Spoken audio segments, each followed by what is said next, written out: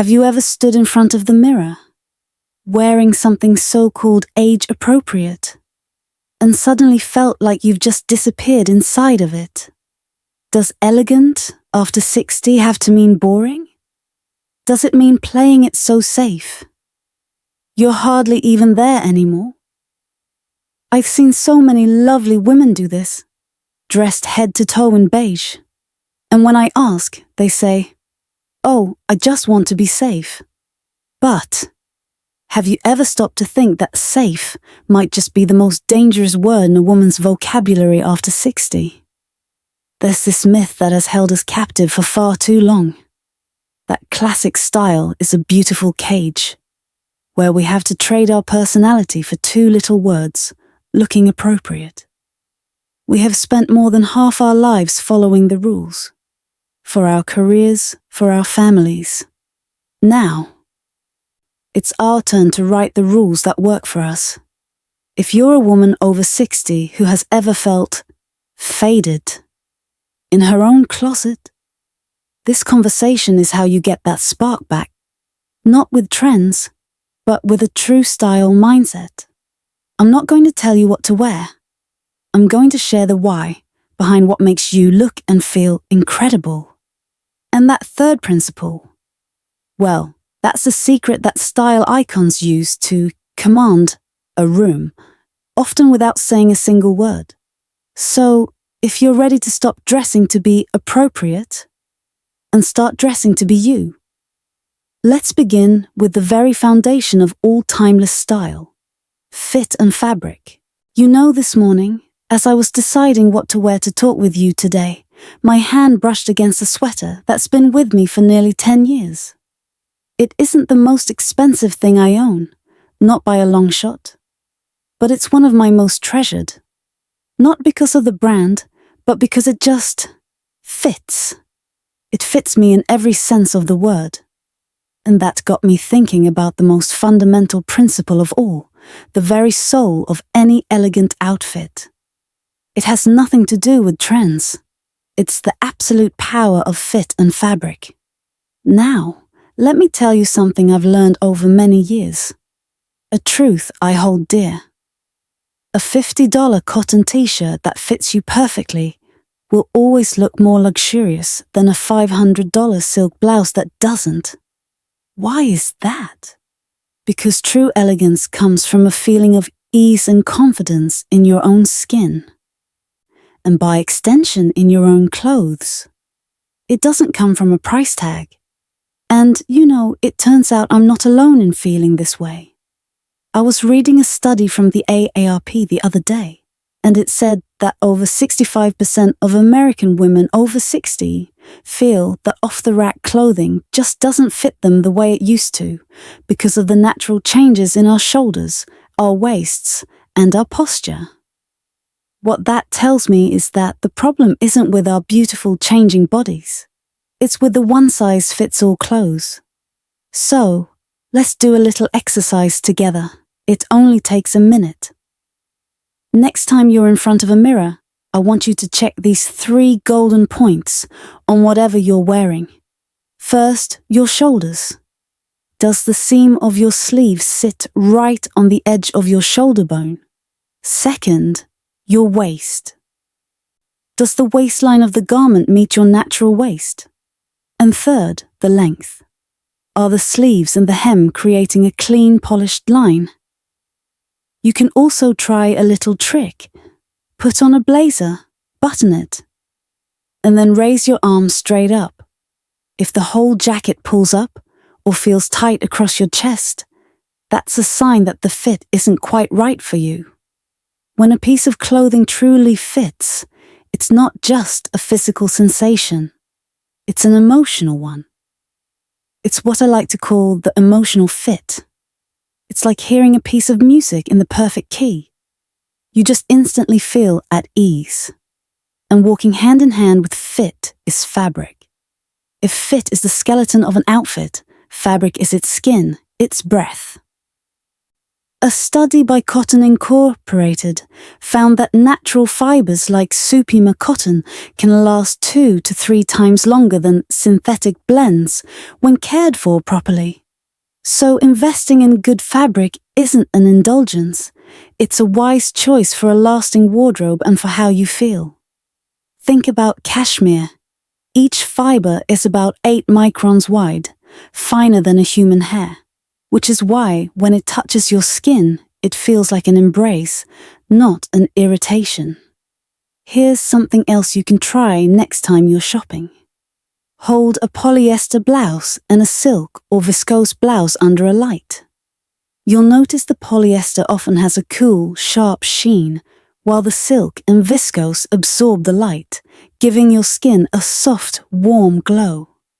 Let me tell you my tale of 2 black blazers. The first one I bought on a whim during a big sale. It was a well-known brand, but the fabric was a stiff polyester blend and the shoulders were a little too wide. Every time I wore it, I felt like I was wearing a cardboard box. The second blazer I found in a little boutique. The fabric was a lovely wool blend with a bit of stretch, but the sleeves were too long. I took it to my local seamstress, a wonderful woman with magic in her fingers. As she was pinning the sleeves, she looked at me and said something I'll never forget. She said, "Honey, we're not just fixing the jacket. We're teaching it how to be yours." And when I finally put that blazer on after she was done, I heard the softest little rustle from the lining. And I just knew this one was mine. That experience taught me so much, especially for us at this stage of life. Our bodies tell the story of our lives. If your back has a gentle curve, look for jackets with the subtle shaping in the back seam or fabrics with 2 to 4% elastane. They will gracefully accommodate your shape instead of fighting against it. If your shoulders have softened, a gentle soup neck or a V-neck can be so much more flattering than a harsh, square neckline. Softly draping fabrics in warm neutrals like camel, olive, or cream can create a look that is both incredibly chic and forgiving. My most heartfelt advice is this. Make friends with a good tailor. They are the quiet sculptors who help your clothes truly belong to you. And I would so love to hear from you. When was the last time you put something on and just felt completely, wonderfully at home in it? Have you ever had an old garment altered and fallen in love with it all over again? And if you could invest in just one beautiful fabric, what would it be? Cotton, linen, or cashmere? Please share your stories in the comments below. Because if fit and fabric are the strong, steady roots of your style, then color is the beautiful bloom that expresses your spirit. And that is exactly what we'll explore in our next principle. I've always believed that every color has its own little soul. And if we learn how to listen, it can tell us a story about ourselves. That's why, now that we have our foundation of beautiful fit and fabric, it's time for the truly joyful part. Let's talk about our second principle, finding your personal color palette and moving beyond the neutrals with grace. There's this unspoken rule, isn't there? That as we get older, our wardrobes are supposed to quiet down, fade into a sea of beige, grey and black. But who wrote that rule? I'm here to tell you with all my heart that the question isn't if we should wear color. It's how we can wear it with elegance and sophistication. After all, color is energy. I was reading a fascinating study from the Pantone Color Institute that said 72% of people reported feeling more confident when wearing a color that harmonized with their natural skin tone. The secret is to build your color story with intention. I like to think of it as a 3-layer color palette, which you can imagine as a 60-30-10 ratio in your closet. Your foundation layer makes up about 60% of your wardrobe. These are your workhorse neutrals. But think beyond black and white. Think of a rich navy, a warm camel, or a soft cream. Imagine a classic camel trench coat paired with white trousers and a lovely grey tote bag. Your main colours are about 30%. These are the shades that truly make you glow, like a beautiful sapphire blue blouse or a gentle coral sweater. And finally, your accent colours are that last magical 10%. This is where you really let your personality shine, with a pop of emerald green in a scarf or a touch of marigold in your earrings. So, how do you find those main colours that make you light up? Let's try a little trick right now. Look at the veins on the inside of your wrist in natural daylight. If they appear more greenish, you likely have a warm undertone. If they look more bluish, you probably have a cool undertone. Another easy way to tell? Think about jewelry. If you feel you look your best in silver, you're likely cool-toned. If gold makes your skin sing, you're probably warm-toned. I know it can feel a little daunting to step out in colour, especially when society sometimes sends us mixed messages. I saw a survey from AARP that said 6 in 10 women over 60 have felt judged for wearing bright colours. But here's the beautiful part. In that same study, a group of women who agreed to wear red or pink for 1 week reported a 30% increase in their own confidence levels. That just proves how powerful colour really is. Just look at an icon like Martha Stewart, who so often chooses those lovely, soft shades of celadon blue that are both sophisticated and wonderfully fresh. I remember for the longest time my closet was a sea of navy and grey. Then one day, I saw a silk scarf in the most brilliant ruby red. I remember looking in the mirror, feeling a little hesitant at first.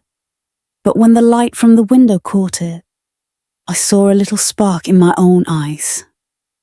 That was the moment I understood. Colour doesn't just live on the fabric, it lives in your spirit. I folded the scarf, and the silk made this soft, whispering sound. It was as if it was telling me, it's time to be seen again. If you're feeling hesitant, that's perfectly all right. Start small. Maybe tonight, just for you, open your closet and pick out 3 items in 3 different colours. Try each one on and stand in good, natural light. Which one makes your skin look brighter? Which one makes your eyes sparkle? That's your clue. And a special note if your hair has turned that gorgeous silver or white. Try shades of pearl, soft rose, or ice blue. They have a way of beautifully illuminating the natural light in your hair. And now, I'd love to hear from you. Is there a colour that makes you feel ageless whenever you wear it? Is there a brightly coloured dress from your younger days hanging in the back of your closet? What's its story? Please tell me in the comments below. I would truly love to read about your colours.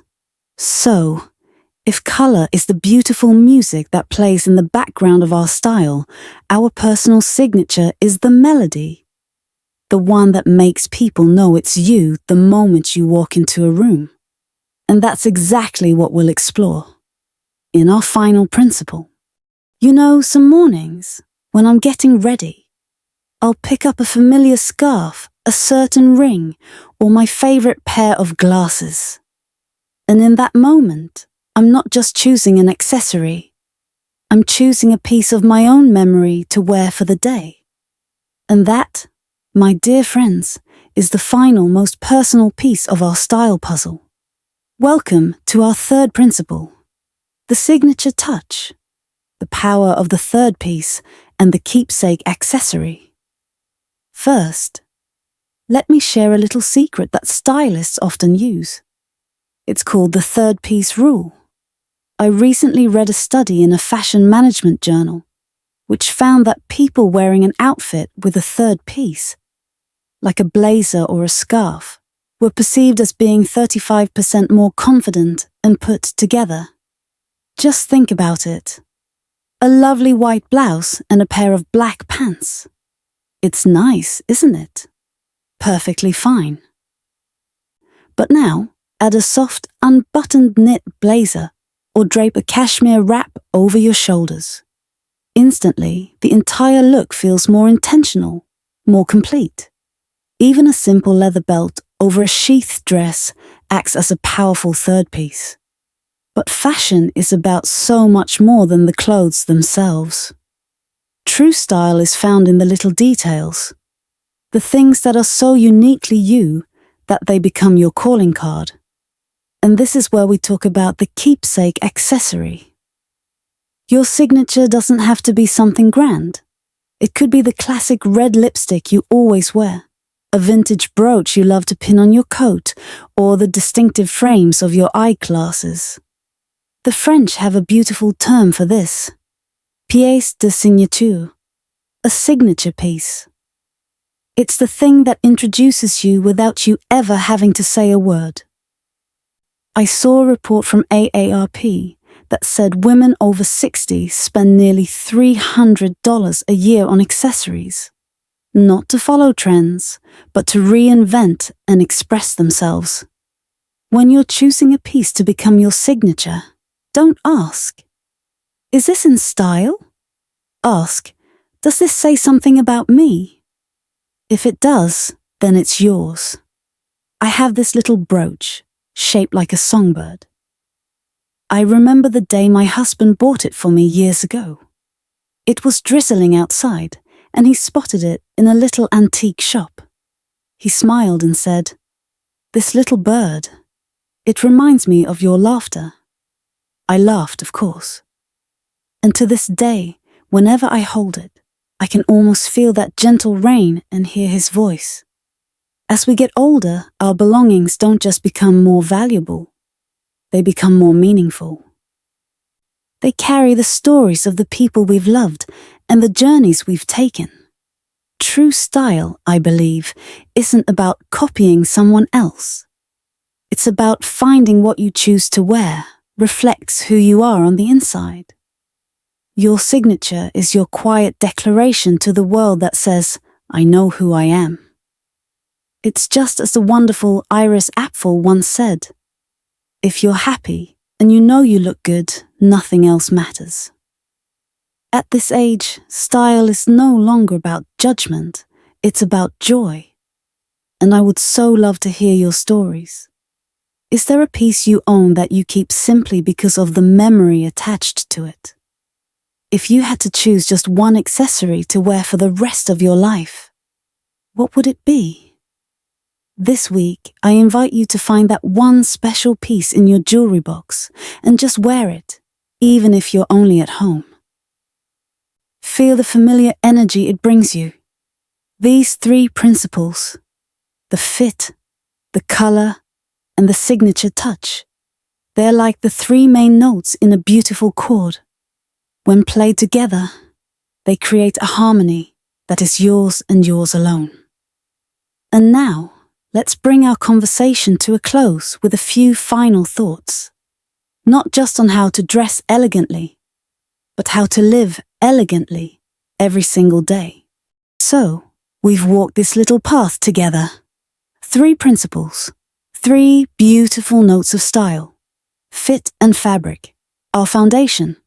Personal color, our light. The signature touch, our voice. When you bring them together, they create a symphony that is uniquely yours. And perhaps the most important lesson in all of this is that elegant style isn't a set of rules you have to follow. It's a conversation you have with yourself, every day, in the mirror, in the quiet language of respect and love for the woman you've become. I have a small invitation for you today. Open your closet and find one piece of clothing that once made you feel wonderful. Even if it's been a while, put it on, look in the mirror, and try styling it with one of the principles we talked about. You'll find the magic was never gone. You just needed to remember it was there. And I would so love to hear your story. What is your signature piece? The ring from who? The scarf from when? What is that one item that still makes you smile whenever you touch it? Please share it in the comments below, because you never know. Your story might be the spark of light for another woman. Our conversation today is really just the beginning. If you'd like to continue on this journey with me, gently, beautifully, and with so much joy, please consider subscribing and turning on the notification bell. Not so you can follow me, but so we can continue to walk this path together, rediscovering the beauty in ourselves. Thank you for spending this time with me. Always be beautifully, brilliantly you.